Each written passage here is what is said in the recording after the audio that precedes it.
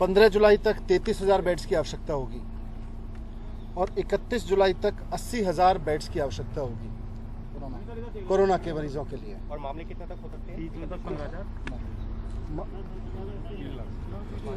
15 जून तक 44,000 केसेस होंगे और करीब 6,600 बेड्स की आवश्यकता होगी।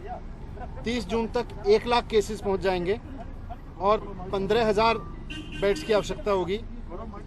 15 जुलाई तक करीब 2.25 लाख केसेस हो जाएंगे और 33,000 बेड्स की आवश्यकता होगी और 31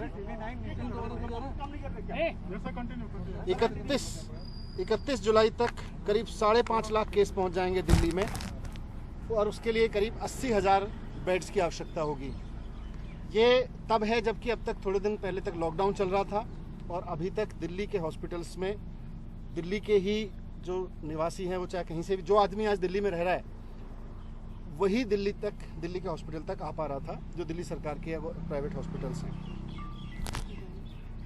इसीलिए दिल्ली की कैबिनेट ने निर्णय लिया था कि अभी कुछ समय तक, जब तक कोविड की परेशानी है, आगे आने वाले समय में जब 15,000 बेड्स की आवश्यकता होगी, 33,000 बेड्स की आवश्यकता होगी, 80,000 बेड्स की आवश्यकता होगी जुलाई के एंड तक, तो इनको दिल्ली के जो आज लोग दिल्ली में रह रहे हैं उनके लिए ही मैनेज करके रिजर्व रखा जाए, उनके लिए ही सीमित रखा जाए। लेकिन कल एलजी साहब ने उस फैसले को पलट दिया था।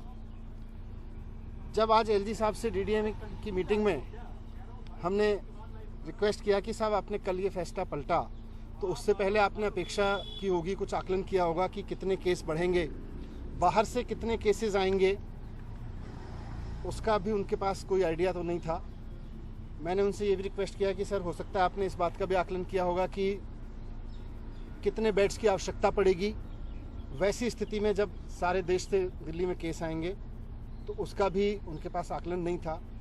इतना ज़रूर है कि अगर पुराने ग्रोथ रेट को माने दिल्ली में, तो 12.6 डेज पर जो डबल होने का है, उसमें सबकी सहमति थी कि आने वाले समय में 30 जून तक दिल्ली में 15,000 बेड्स चाहिएंगे, 15 जुलाई तक 33,000 और 31 जुलाई तक 80,000 बेड्स चाहिएंगे।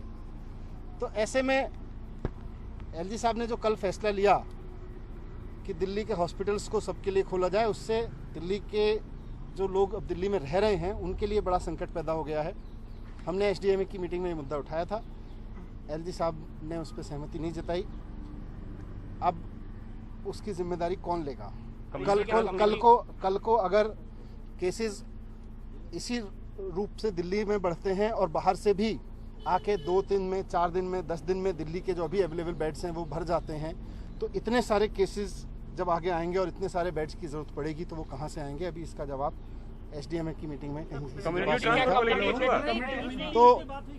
तो हमने उनसे यही कहा कि इसको रिकंसीडर करें। उन्होंने मना कर दिया था रिकंसीडर करने से, लेकिन अब जो भी है हम उसको लागू करेंगे और हम कोशिश करेंगे कि दिल्ली में देश के जितने ज़्यादा से ज़्यादा लोगों की सेवा हो सके, और दिल्ली के लिए भी पूरी कोशिश रहेगी जितना मेडिकल फैसिलिटीज़ को एक्सपेंड कर सकें, जितना अधिक से अधिक संख्या में ऑक्सीजन बेड्स और ये सब खरीद सकें, इतनी संख्या में ऑक्सीजन बेड्स बनाने की अभी तैयारी हम लोग कर रहे हैं।